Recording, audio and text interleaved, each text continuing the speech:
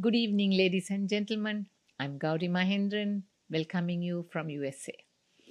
I'm happy and honored to be part of this event. It is nice to see so many registrations to listen to this resource person, Sri M. Keshav from India. He's going to speak to you on 5 skills for a happy life. I'm not going to go into detail to explain the content of the program as it is best for Keshav to do it himself. However, it's my honor to introduce briefly Keshav to you all. I have known Keshav for over 30 years as an excellent trainer and a presenter. He is the founder and CEO of Mantra, which is based in Chennai. Mantra stands for Management Training Research Associates. Keshav has been a journalist and a television anchor on many shows in his younger days. Thereafter, he moved on as a trainer in organizations including Hewlett Packard, ICCI, Bharat Petroleum, TAFE, and Reserve Bank of India. Keshav has facilitated over 2,500 workshops, learning sessions on leadership, team building, strategy, and organizational goals, to name a few. He's an active Rotarian. Finally, I need to thank 5M Associates and the Training Hub Asia for putting together this program on my behalf. I hope you enjoy this program, and should you need to communicate with us, our details are given in the flyer. Over to you, Keshav. Thank you. Ayubowan, Gauri, as you would say in Sri Lanka. We would say Vanakkam here in Chennai and Namaste or Namaskaram. After all, if Angela Merkel and Macron are doing it, I think it's good that all of us are doing this because of COVID. So I want to thank you all, especially for taking time out today to join me on a little journey that talks about our lives and how we can live it better. I think there are only two ways to look at life. Some people say you lived a good life. Some people say you lived things, do the right things. You did things wrong. But I think there are only two things that you can do in life. Either you're effective or you're defective. So if you're defective, you can learn from it and get out of it as early as you can.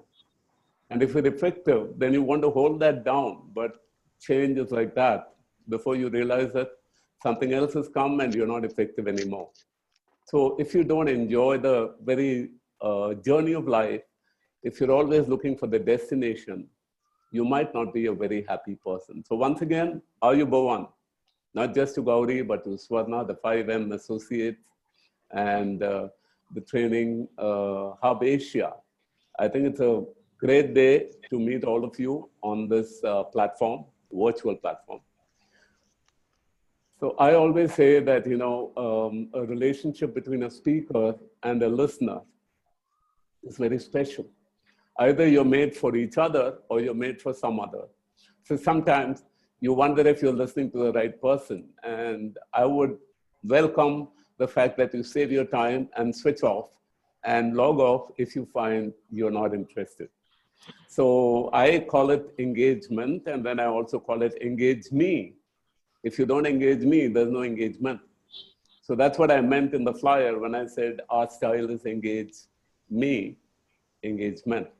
So I'm going to quickly run through maybe 15 to 20 minutes of the concept that I want to share with you. Then I want to open it up so it becomes interactive. So I'd like you to respond by then.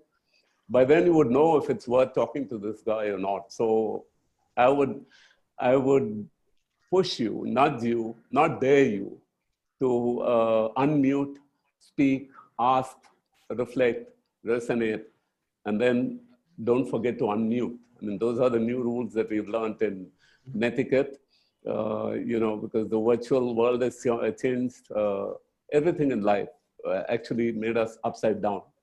So I want to thank you because it's very, very difficult to get people. I know they have worked so hard to get people onto this program. And I only hope that I don't lose any one of you unless something really, really important happens and you're not able to continue with that. So as you can see behind me, my company is called Mantra, as Gauri told you. Mantra is an acronym for Management Training Research Associates. That's a very smart corporate name. But in India, Mantra means very much more, as it is in Sri Lanka. And I love Sri Lanka because the very word Serendip, the old name, brought out a beautiful word in English, serendipity, which I love to use. Synchronicity, serendipity. These are all so typical of the happy creativity of this land called Sri Lanka. So I'm very, very happy every time I think of Sri Lanka. And of course, Gauri told you, I've known her for more than 30 years. So I've been coming in and out of Sri Lanka. I do hope this becomes a long-term partnership where you look forward to interacting with me and I look forward to interacting with all of you so that we can build a community of learners, those who want to learn more from themselves and from others to live life better. So, you know, the 5 skills that I was talking about, right? And I would dive into them straight away. The first one is the most basic. And I think, you know, all of us have to relook at this skill because of Corona. COVID has changed the whole world. It's turned it upside down. In fact, they always say the one lesson I learned from COVID is that artificial intelligence can be limited, but natural stupidity is unlimited. People thought that nothing can ever shake their lives, and they lived it the way they wanted it. And suddenly, nature came back at us and forced us to sit down and think again. And many of us are on the verge of losing our jobs if you have not already lost it. And many of us are depressed about it. But I think the challenge is to look at this adversity with a certain amount of agility to get out of there. So that's why, if you can see the screen, the topic is very clear today, adversity to agility. How are you going to use this adversity called COVID-19 or Corona-19, whatever you want to call it? It changed the whole world. How are you going to use it to your advantage? And up there, you can also see on one side that we say this very often, that the word impossible has I am possible in it. So if you just put a little stroke, you know, apostrophe stroke between I and M, then impossible becomes I am possible. So you've got to believe, and that's the first change that we need to make in our lives. Believe and behave as if you believe, and then you will become. We at Mantra, we call it the 3B model. Change your beliefs, that'll change your behavior. Change your behavior, that'll change what you become. So believe, behave, become. And if you want to become successful now, the first change you need to make is to start believing that you can be successful. Many of us allow our minds to control us when we are in trouble, when we are frustrated, and we tend to buckle under this train and start believing that we cannot get out of that corner. But the fact is, we've always turned the corner. And the only time we realize we haven't turned the corner, we're not there to find out. The others find out, right? And so I think as long as you're alive, you've got to believe, and you've got to believe in the right things. So the first change that you need to make to come out of this adversity is to change your belief. I always say you can't change beliefs so easily. It's better to transform the believer. If I can transform myself, if I start looking at different things, I'll see things differently. So I think the first change you need to make is, of course, how to put the bread on the table. I think that's what we're all worried about. You can talk philosophy, but not on an empty stomach, said Swami Vivekananda, one of the greatest thinkers of the East. And he said, you cannot teach philosophy to somebody who's hungry, who's on an empty stomach. So how do we put bread on the table? And I think the first thing you need to do is what I call the functional skill. Whatever you are doing till today may not work from today because the world has changed. So you have great engineering graduates and management executives shifting their jobs and probably becoming Cab drivers, if that brings you money, why not? Cooks, why not? If you become a chef in a restaurant, because you always had a passion in the kitchen, but then you were on a high-flying job, making money in the corporate world, and suddenly you realize, enough is enough. I can't take this anymore. Balance sheets are not good enough. I need to get back into the kitchen and rustle up a good meal. Who knows, that may become your future bread earner. So I think you've got to be very, very aware of functional skills. One is, of course, doing what you do very well. That's a functional skill. Even dressing up. Why do I dress up so formally? Because I respect you, all of you. You probably aren't so well dressed because you don't need to be to listen to me. But I have to give you that respect, and I have to live up to those images that people have of a management expert or a domain expert talking to you. So I dress up, and that is a functional skill.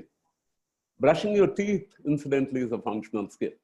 So you can go on, and every little thing you do is a functional skill. But more importantly, what of those skills are encashable?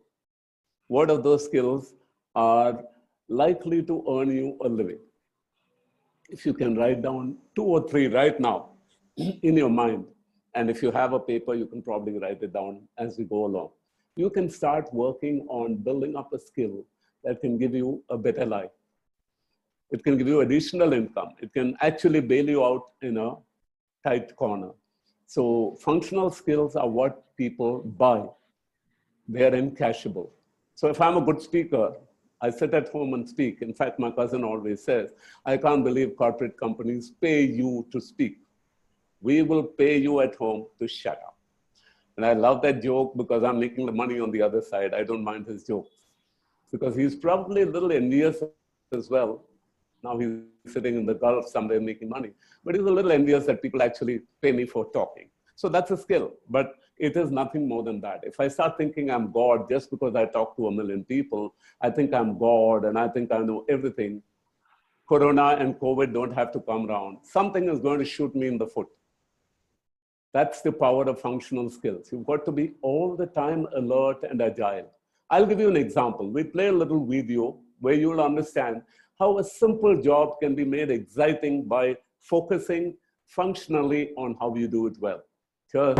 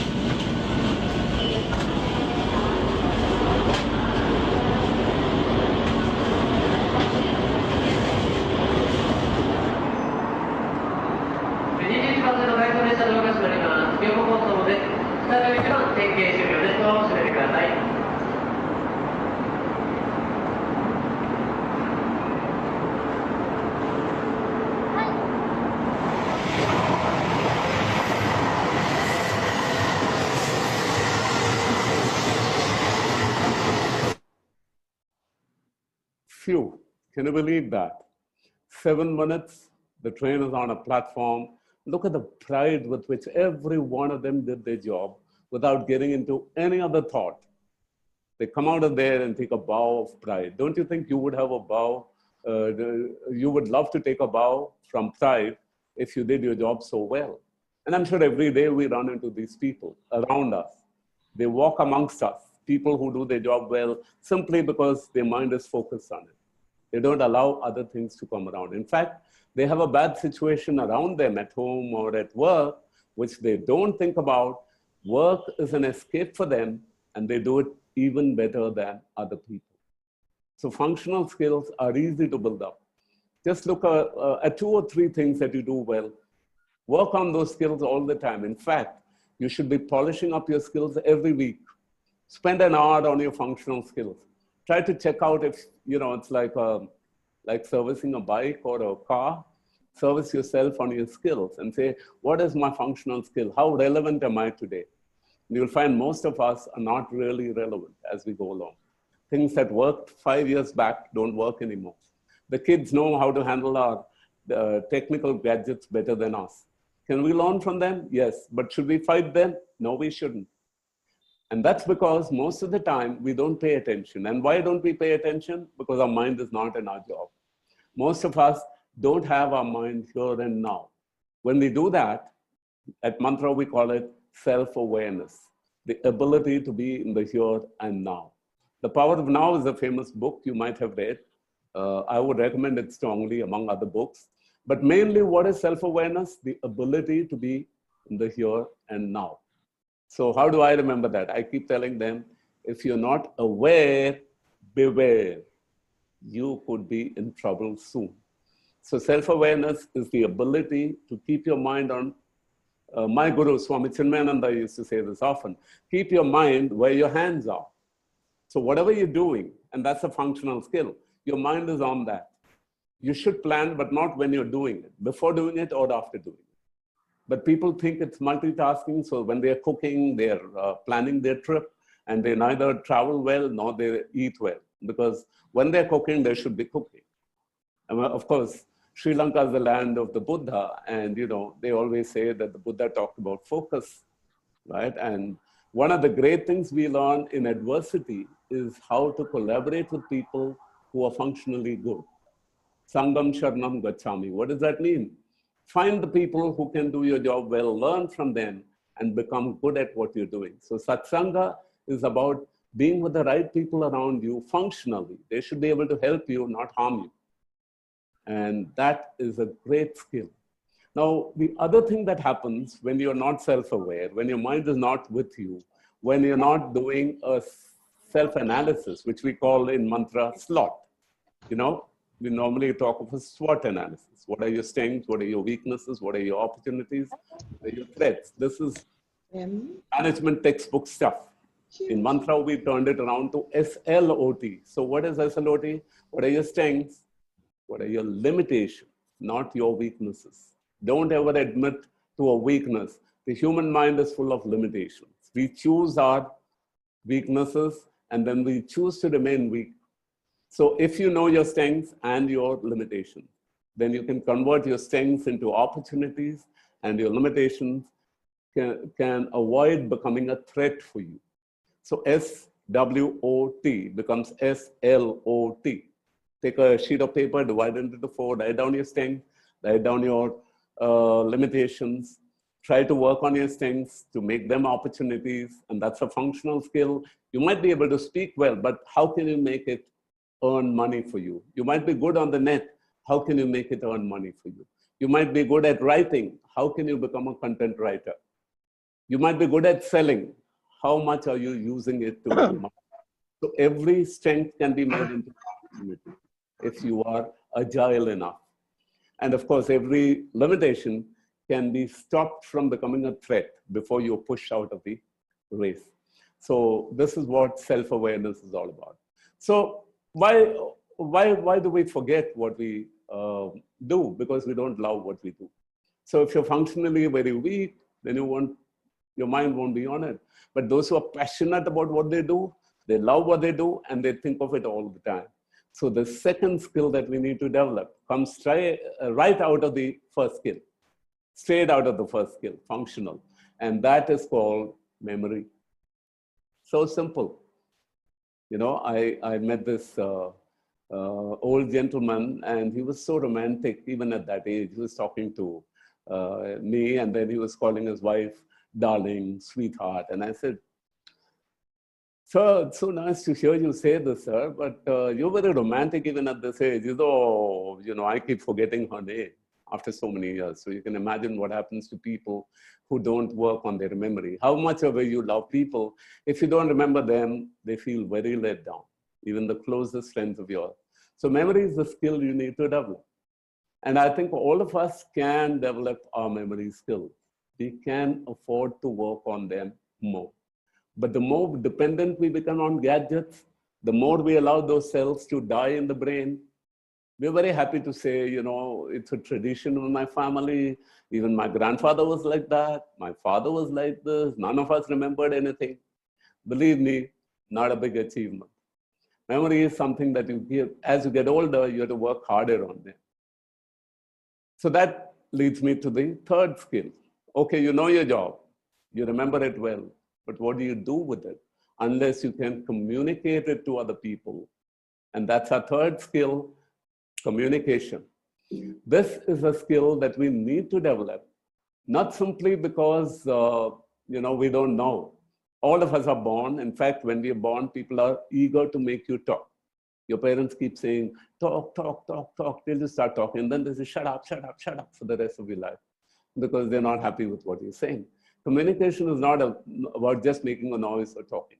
It's about saying the right things to the right people, which means it's a little more than listening, it's a little more than hearing. It's about listening to the right things, about understanding people. And that's the key word in communication.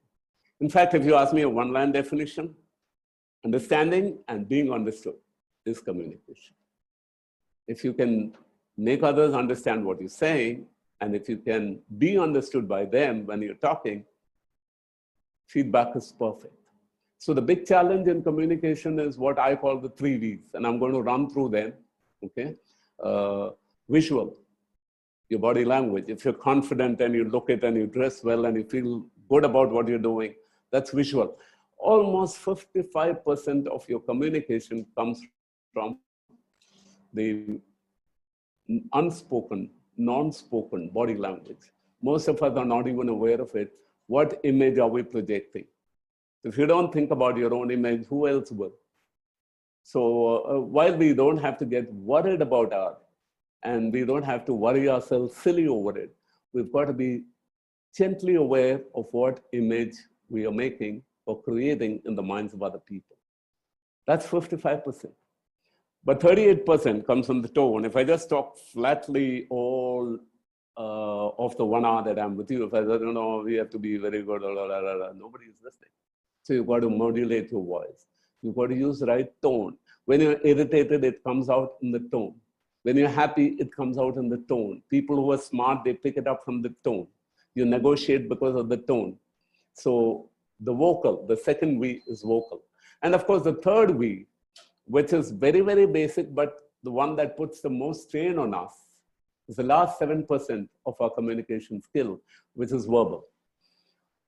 We feel very inhibited that I don't know enough of language. Many of us have done poorly in school, or when we got into professional degrees, language is not important, so we shut it, forgot it. And now when you are in a senior position in an organization, it puts a little inhibition on you that maybe you're not verbally very fluent. Now, the best part is the best speakers don't have very great vocabulary. Obama is a good example. He uses very, very simple language, but he uses it so powerfully with both visual and vocal. He connects with people. I just used an example. Obama is not everyone, right? We have Prime Minister Modi in India, who is very popularly followed. There are people all over the world who are very, very popular because of the force they use in communication. But communication is also about your own conviction in what you believe. That comes out even more. I'll give you a simple example, and I'm going to play your video. When I talk of Sri Lanka, I can't help think about 2 things: the beaches and cricket.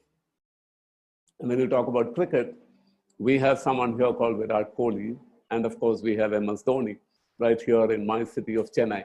But Sri Lanka has its own share of cricket that I have followed for so many years, right from the days of Anurag Tenekun, Michael Teixeira, Roy Dias, Duleep Mendes, and then, some of you may not have even heard those names, but they were the pioneers who built up. And then there was Aravinda De Silva, and then there was Arjuna Ranatunga. Now you're talking, yes, I know these people from 1996. And then you have Sanjay Surya, and then you come down to the big greats of the current day, Mahela Jayawardena and Kumar Sangakkara, and say, wow, Mutaya Muralidharan, who's of course a son-in-law of my own city, Chennai. We're all very proud of Sri Lankan cricket as well. So we have one great cricketer who made a very conscious change in his lifestyle. Yes, you know I'm talking about Virat Kohli, the #1 batsman in the world, arguably debated as the best batsman in the world today. So just listen to him now and tell me if you find his communication very straightforward, very simple, very hard-hitting, and tell me if you found it good communication. Let's play it and see. Hi guys, I just wanted to record a little message for all of you. Firstly, beginning with the time that I turned vegetarian, I had a lot of people opposing what I wanted to do, what I decided to do, and a lot of people said, "Oh, you're not going to have enough energy, you're not going to have enough stamina, and you're going to struggle playing sport and all those kind of things." But I think the fun in doing the things that are not, sort of stereotypical is that you have a chance to create something which people don't believe in before, and then you set an example.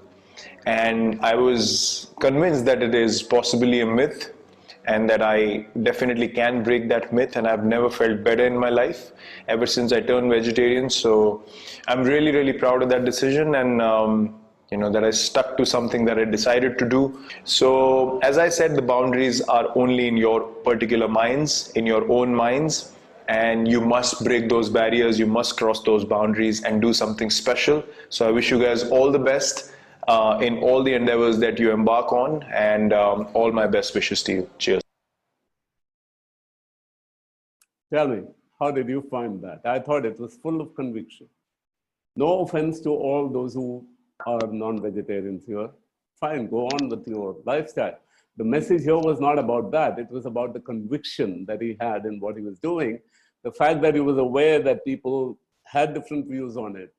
He is a superstar. Everything he does is watched under the microscope. He lives, with a lot of pressure because everything he does is debated by people who have nothing to do with him or his life. But see how much he's changed from the angry young man on the field, whom we remembered many years ago winning the World Cup for the under-19s, and then going on to captain the country. See what a head on his shoulders. His head is driving the message, but his heart comes out in the words, and that's communication. If your head and heart are together, you reach very quickly into the other person's mind. And that is what I thought was a wonderful example. So I've talked about 3 skills now, and I hope you remember the first one, because the second one was memory. If you have that, then you remember the first one, which was functional skill. And I told you that it was all about communication. So that was skill number 3. So why do we do all of that? I mean, if you were a dog or a cat or a mouse or an elephant, it doesn't matter. You don't need the 4th skill that I'm talking about, human relations. Do you need human relations? Of course you do. Because we live in a society which probably today, you can argue, the world and the planet has been spoiled by human beings. So if you don't have the right contact with your other human beings, if you don't have the right connect with the right people, you cannot really be successful. Short term, yes, you could actually get away. Long term, little difficult. If you want to build a long-term reputation, be a leader remembered for years, then you have to be a little more than a tactical human being. You have to think of strategy. You have to think about trust. The most important word in human relationship is trust. We call it the emotional bank account. All of us have emotions. There's nothing wrong with that. Today we talk about emotional intelligence. Are you aware of them? Do you control them? Do you regulate them? Or do you allow them to regulate you? If you control your emotions and you're a master of your emotions, then your mind is your best friend. That's what the Bhagavad Gita says. But if you allow your emotions to control you, then your mind is your biggest enemy. It's such a simple equation to remember. And human relations is based on something called an emotional bank account. So how does a bank account work? You deposit, you can withdraw. How does trust work? You deposit through emotions in your relationship. So you go up and say hi, and then you connect. And then you become familiar enough. When you want money or help, you can ask that person with whom you have. And today it's become even more complex across the world, that even if you move fast and you try to establish relationship with people, they will not buy it till they trust you. So you have to become a person who can be trusted. And of course, you have to become a trusting person. So I have a simple mantra for that. Trust begets trust. So if you want to be trusted, start trusting first. But most of us have a very simple rule in life. We should actually say, respect everyone, suspect no one. But in reality, from childhood, how are we conditioned? Yeah, you got that. Suspect everyone, respect no one. And you think that you're so great because you don't respect anyone. If you want to earn respect from others, start respecting them first. That's human relation. Anyway, I can go on and on, but I don't have the time. So what are the 4 skills? Functional, memory, communication, human relation. But on top of that, top of the pyramid, the 5th one, remember this program comes to you, this is a good time to plug our organization in Sri Lanka, 5M Associates. So the 5th one, right, is actually the most important one, attitude. So attitudinal skill, according to me, is the ability to be in the here and now. It's also the ability to deal with things that are out of your control. It's very simple to understand.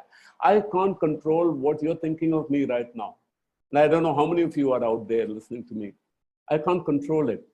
So when I think of that and allow my whole energy to get drained, I am actually showing very poor attitude. But if I do what I can and I do it well, right? And they always say, you know, when you entered this room and you saw me, everyone says the first impression is the best impression.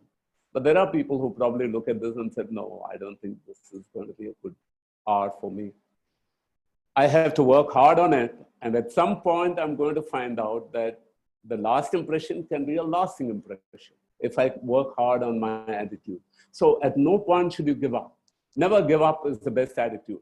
In fact, you know, in India, we have this famous cricketer called Rahul Dravid.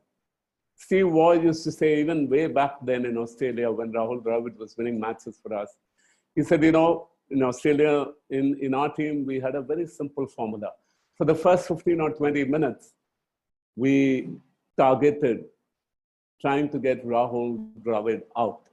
That's the only time he gives you some chance of getting him out. After that, we shifted to the other side and tried to get the other guys out. Rahul used to come number 3, so you have another 7 or 8 people. Just work on the others. Don't try to get him out because he's in the zone. He'll never get out from there. But Rahul Dravid had a very simple. He said the first 15, 20 minutes, I tried to make sure they never got me out. Because after that, I found it much easier to face the ball. So just look at the way attitudes fit. Roger Federer says, I walk into the court thinking, how am I going to beat this guy? Whereas all the other guys walk into court when they see me and they think, how do I manage not to lose this match? So attitude is about mindset. How do you set your mind to do any action before you get into it? Set your mind with a positive thought. And positive thoughts can be 2 kinds. They can be unreal. You know, I say I'm going to make 1,000 runs when I go out to bat. It's very unreal. But if you remember some of the greatest test matches in the world, there are people who believe that this is my reality. I've got to face this over without getting out. And you can win the match from there. So if you really focus on your attitude, it is about the here and now. There's a very interesting word I can leave you with, N-O-W-H-E-R-E. So if you're now and here, N-O-W and H-E-R-E, they're 2 different things. you have the right attitude. But if it becomes one word, N-O-W-H-E-R-E, you're nowhere. So try to be in the here and now. And that is the key to attitude. Attitude is about dealing with things you can't control, like death, disease, decay, deterioration, degradation. I'm trying to look for, for D words, but actually losing your job is one of those things that is happening very badly in this world today. What's the best way to remember? The famous old poem about, I cried that I have no shoes till I met a man who has no feet. And you can go on and on, but empathy is the most important aspect that binds all the 5 skills. If you have a functional skill, somebody has to buy it. If you have memory, it has to be usable. If you communicate, it should be effective. If you have human relations, people should support you. But most importantly, your attitude should be a zero ego attitude. So what's a zero ego attitude? Look at what is to be done. Don't look at who's doing it. So don't look for credit in whatever you do. I mean, if you said my program is great, and I hope you will, jokes apart, I would only say, well, we did something there. But if I said, oh, I'm great, because then the problem starts with my attitude. So zero ego is about what is done in the world. It's not about who does it. All great leaders focus on the what rather than the who. And from the what, they go to the how, so that the how gets better and better. And I would recommend that you go to people like Simon Sinek and others on the YouTube to find out why this purpose is important, the why of what you do. All of that comes under attitude. Now, I'm going to show that in a very, very simple video clip that will really grab you. But in the end, you will find that all the 5 things that I mentioned will come to you in that one little clip about trust and about how we need to balance, okay, find the right balance. So if you're sure we've understood all the 5, look for them in this little clip that I'm going to play. And at the yeah, I hope I got your attention on that one. That was a tremendous display of agility from adversity. So if you saw what I meant when I thought of this topic, so we are in a lockdown all over the world. We're all thinking that we've lost a lot. But if you focus the way those 2 men did, I think all of us can do what we want to become like those 2 champions. And if you focus on what you want and you get out of there, you will definitely find power inside you. This is what the East has been famous for, telling the West. And of course, the West is accepting it. And today we're working in collaboration with the West. So we're not trying to one-up each other anywhere in the world. Today, the new mantra is collaboration. Just as those 2 gentlemen collaborated and got to their goal, we need to learn to collaborate, whether it's India, Sri Lanka, whether it is Japan, whether it is China, whether it is Russia, whether it is Europe, America, Australia, New Zealand. Every little country in the world has to learn to get together, to work for success together, and put their skills together. That's important. So I want to leave you with that, and I have a few minutes. So I'm going to ask you how you felt about it. And I'm going to ask you to unmute, speak, and mute yourself. There's a little bit of agility required and a little bit of focus required, but I'd really love to hear some of those things. Main thing, what are you taking away from this session? And if you liked it, then I do have something else built on what you just saw, which could come up next. If we have the opportunity, we'd love to move forward with all of you and take you with us to build a community of learning and development around Sri Lanka and this part of the world. So I would look at every opportunity to work with 5M Associates. I'm grateful to them and to Training Asia, Training Hub Asia. Fantastic job that they have done to bring me to you. I want to hear from some of you. what is the change that you would actually take from this 1 hour that you spent? Because that's, remember, if you had a cup of tea while you were listening to me, the T stands for time, effort, and attitude. So you spent an hour, that's your time. You made an effort to understand what I'm saying. Your attitude should change if you have something to take away from here. Otherwise, it's a waste of your time. So tell me, go ahead, unmute yourself. Prasanna, I hope you can help me with that. Let's hope there are people out there ready to share, apart from the chat that we're already getting from everybody. Go ahead.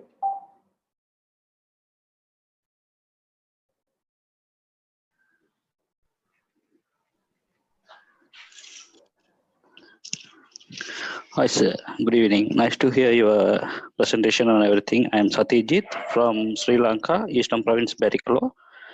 I am a marketing field. Great. I plan to improve my knowledge and my earning style. Functional skill. Yeah, functional skill. This is useful for me. Thank you for your presentations. And I hope continuously I will join with this Asia Training Hub. Thank you. Thank you, Satyajit. I was clapping for you because you made up your mind on what you want to do. And that's very, very, I just love the attitude. If you want to work on it, congratulations. Thank you, sir. Thank you. With your blessings. Yeah, sure. Okay. Someone else who has something to say? We have a few minutes more, I think. Yeah, hi, Mr. Kejal. Yeah, hi, this is Prakash from Sri Lanka, from Kandy. Yeah. And it is very, very, useful for me, especially in human relationship. Yeah. Because me too. Actually, I'm not here in Sri Lanka for a long time. I'm in Qatar. I'm running a company. Yeah. Right. So it's like I do have good relationship. I can understand the way what the things are like emotional intelligence and emotional background. What I'm using right now, it's very useful actually. Thank you so much. By the way, yeah, sure. And by the way, like even I'm doing some motivational research and motivational programs to the students whenever I am in Sri Lanka. So it's like these things are very useful for me. Very nice. And I'm changing some students like for the attitude and everything. Yeah. So I believe this will be like furthermore for me. Whenever you are ready, I am ready to hear you, whatever you are doing. Thank you, Prakash. Yeah, sure. Thank you so much for what is the mantra. Yeah, and yeah. Also, thank you so much for our associates in Colombo. Yeah, thank you so much. So what do you say? Bamasa is Stuti? What do you say? Bamasa is Stuti? How do you say thank you in Sinhala? Bohuma Stuti, you're right, Keshav. Right, I got that. Okay, good. Let's go. Sir, good evening. This is Haran So you can speak in any languages. I am ready, even in Hindi. Yeah. Someone else saying something. Yes, sir. Good evening. This is Haran from eastern part of Sri Lanka. Thank you very much for conducting this type of training because it was very useful for us. We got to know some new ideas.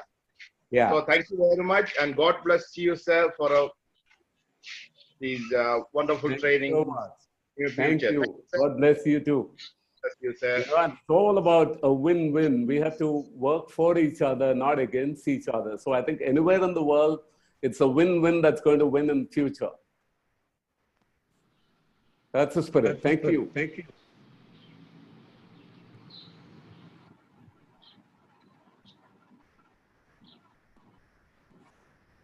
Is there someone else who has something to say? Otherwise, don't worry too much about it. But I just wanted to leave you thinking. Hi, sir. Yeah. Hello. Good evening. I'm Wajir from Sri Lanka. And thank you very much for your presentation, sir. We really enjoyed it. There were some useful insights. and you have very good knowledge about Sri Lanka, about especially about cricket. I love Sri Lanka. Yeah, you mentioned all those old cricketers, Tulip Mendis and all. So that Yeah. is great to hear. And also you mentioned very important things like empathy, which is lacking by most of us, Yes. especially during tough times like this. Empathy is very important. That we need to think from others' point of view and help each other. And Yeah. also you talked about mindfulness, which is one of the things taught by Buddha, which is Yeah. very really important. Being aware of the present situation. So that is really important, and there's a good awakening for us. Thank you very much, sir. Thank Wish to you. see you Stay with again. us. If you like what we said, stay with us. We'll build this community together. Thank you, sir. Thank you very much. Wish you all the best. God bless you. God bless you, Buddha Saranai. Hello. Hello, can you hear me? Yeah. Yes. Yeah. Right, I I am am Arun. from Sri Lanka. First, I must thank you for the excellent presentation, very practical. Can you hear me? Thank you. Yes, I can. Yes. I just want to know if when you do a lecture next time or a webinar in Yeah. Sri Lanka, can Yeah. you share some practical industrial case studies, how you use these 5 tools? Sure. Sure, we Thank can. you. We can. Yes. We can. Yes, Yeah. I think Swarna, I can also advise Swarna what type Yeah. of training she and Prasanna should cater Yeah. in Sri Lanka. What Yeah. we want is practical Yeah. case studies and Yeah. examples. You don't have Absolutely. to mention the name of the industry, but if the industry Yeah. scope is mentioned, then that will be very helpful. Okay. Sure. Wish Sure. you all the best. Thank you. And Thank thank you you, very much. Prasanna, and thank you, Swarna, for excellent arrangements. Thank you very much. Thank you. If I could talk, it was a wonderful presentation, Keshav. I've been to so many programs, but this is Yeah. very much out of the box. It's Thank everyday you. life, everyday living, and one of the participants actually beat me into it because I was going to talk to you about empathy. Yeah. It was really good, and I need to say thank you very much to Gauri who gave us the opportunity of putting this program together, to Prasanna, and of course to you too for being the resource person and the trainer. What Yeah. Mr. Actually, I want to end with one little clip. It might take less than a minute. Would you mind if I did that? Yes, please do.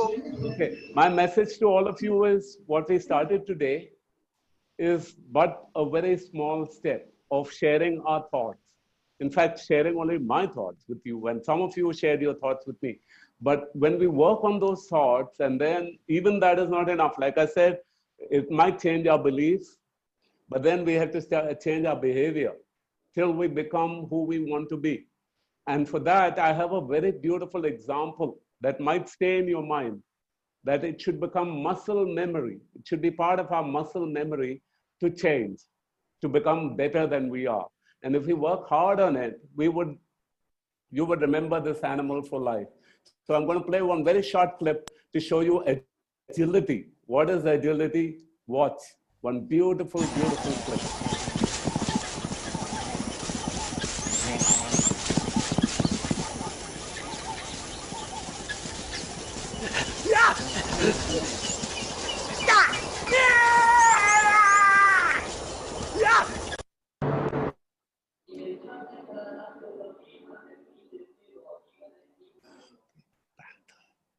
Panther. It's perfect. This, I hope you saw the humor in this, right? The idea is everyone is trying to catch up with the rest of the world, right? So you have to be faster than your competition. You have to try and be better than you are. And unless you try hard, you're not going to get there. I want to tell you that in Africa, they often say that every morning a lion wakes up and prays to God that I have to run faster than the slowest deer. to get my food. And every morning, the deer wakes up and says, I have to run faster than the fastest lion to stay alive. But the moral of the story is, come morning, every one of us must be doing our best and running for life. So I want to end with that message that you have to try hard to catch up on your best. Only then you're going to survive. So I hope I left a message for you. Thank you so much for this opportunity, and God bless you all for a wonderful way out of adversity to agility. Thanks, Keshav. God bless you too. Yeah. Thank you.